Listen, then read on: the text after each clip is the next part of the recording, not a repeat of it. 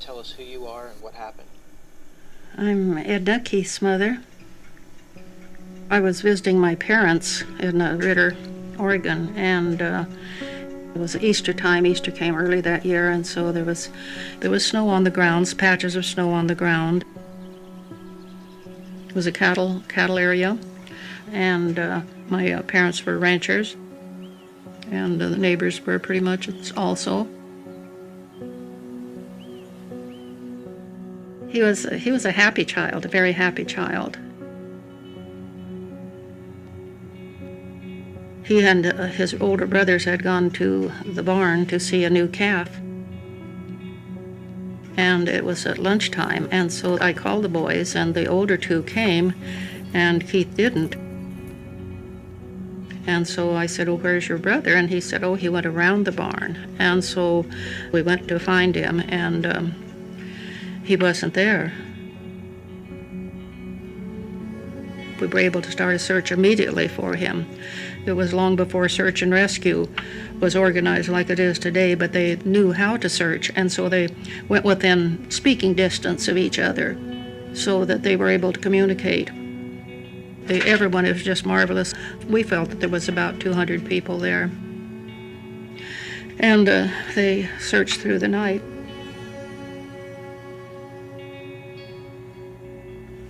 I didn't know until much later that he had gone through this herd of cattle, but they found his footprints.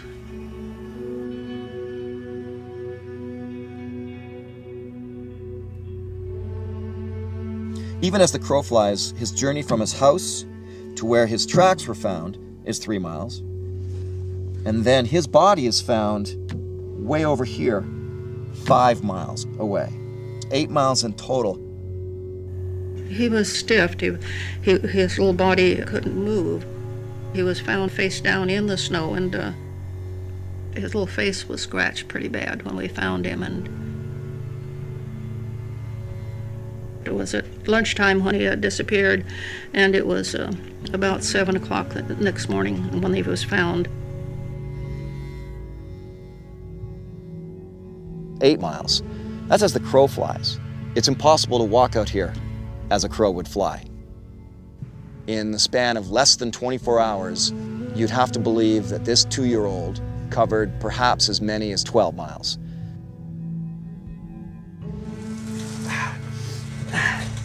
As it was, his clothing was found ripped, and they figure it's likely from barbed wire fences, either going through them or under them.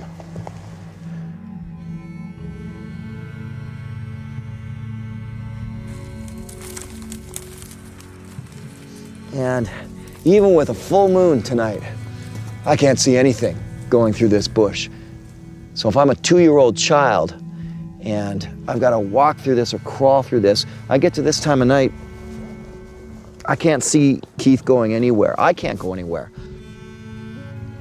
How a 2-year-old could travel the topography I'm traveling now, little shoes, and it was sub-freezing temperatures, even if he was a kid full of energy.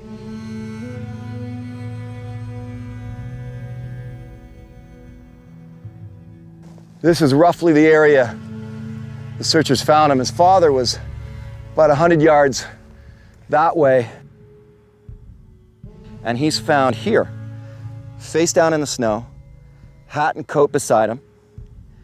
Searcher finds him. Father, maybe 200 yards away, runs over, picks him up, and he's alive.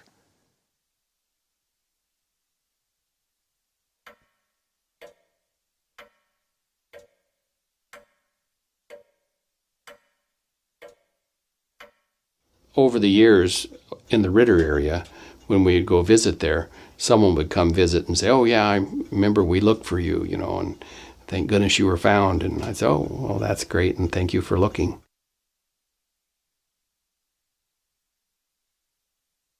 This is the cap that I wore, and it's got little earmuffs on them. And it's my little cap.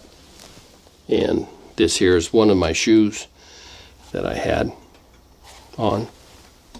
This is my jacket that I was carrying with me. I took it off for whatever reason, and I was carrying my cap in my coat in my hand. When I had alongside me as I was laying prone on the ground, I had that in my hand. This here is my shirt that I had. And then, as you can see on my bib overalls, you can see the tears on them where I caught it in the fence, trying to go through the fence and stuff. And it tore I've got a tear in the back where the barbed wires caught it and tore it. But those are the clothes my mom kept for all these years.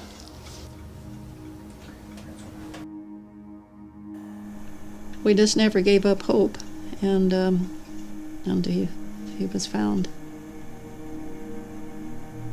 Although he suffered a frostbite in his hands and feet, we were just fortunate that he was found when he was. We never made a big issue of him being lost because we didn't want to frighten him and to make him afraid of dark or to be frightened. I felt he'd gone through that. No nightmares about it at all. I don't recall it at all, anything about it. They asked me what happened, and I told them I didn't know. I didn't know what happened, and they asked me. I had quite a few scratches on my face and hands, and someone asked me how I got those, and I told them the cat had scratched me. So I had no recollection of what had happened to me. It's the kind of baffling case that has you sit back and go, nothing that I can put my finger on in a normal set of circumstances in the wilderness makes any sense to this case whatsoever. It's something other.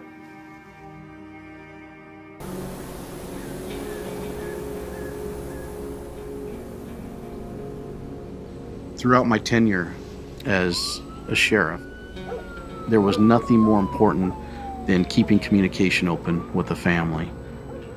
There's only one case in their mind that still exists, and it makes it incredibly important to make sure that they feel that you haven't forgotten that somebody's still looking at it.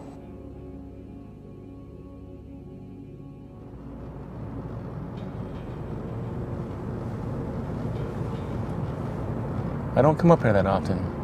I feel guilty because I feel like, what if my son were up here at the time, I didn't know what happened, where he was, and I felt guilty not coming up here at the same time. It was just too painful.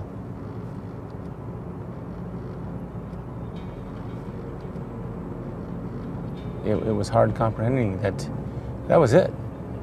I was going down the mountain and I was going home without my son, and it was the hardest thing I think I've ever done in my life, drive off this mountain. The Big South Trail right here. I've never been up here with snow on the trail.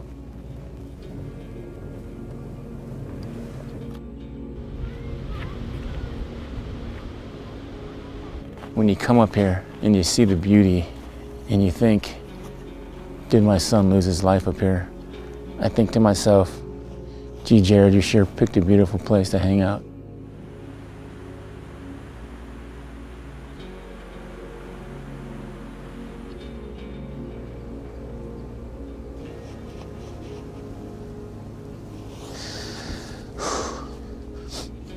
I don't comprehend an animal getting in. It's too painful.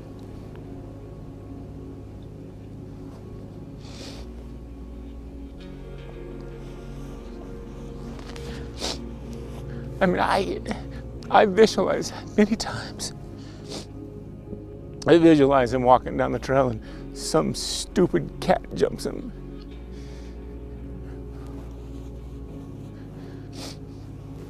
I visualize it a lot of times, but at the same time, I never believe it either. But I still visualize it because that's something that was constantly thrown at me.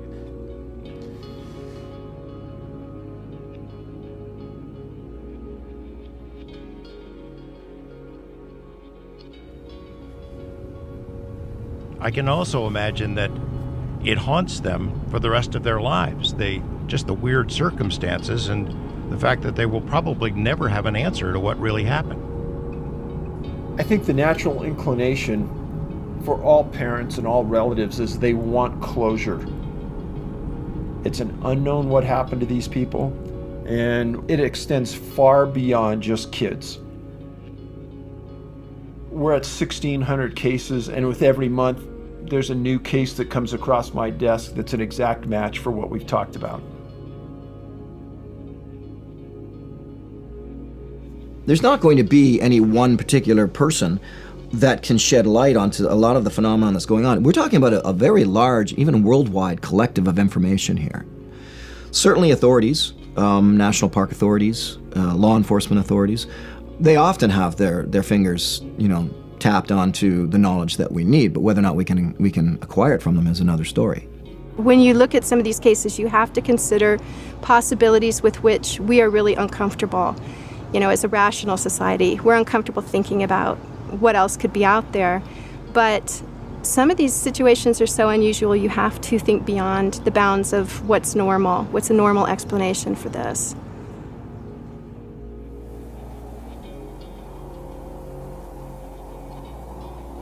I think one of the most impressive was a search in South Dakota.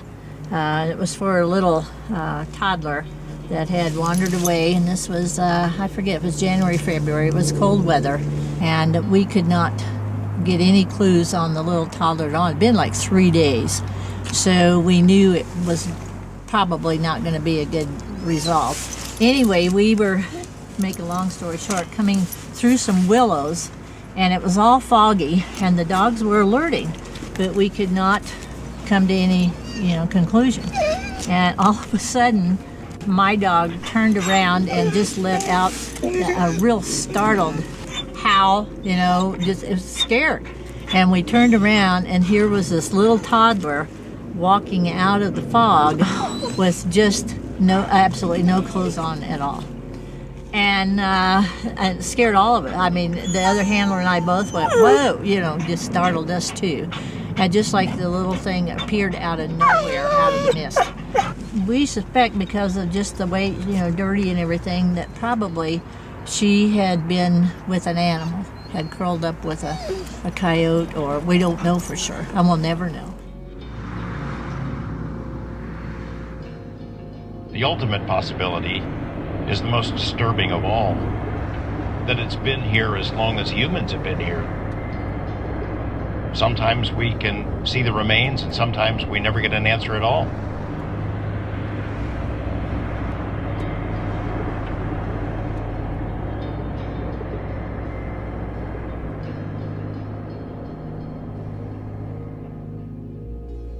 And he had monster trucks and semis. And I think the boots that he was wearing were like 6s or 5.5s. But every time he wore this, he said he was super fast and he would run everywhere. We deserve to know what happened, but that little boy at least deserves to come home or have closure. I owe that to at least that much to my little boy, is to at least give him his life back or his closure.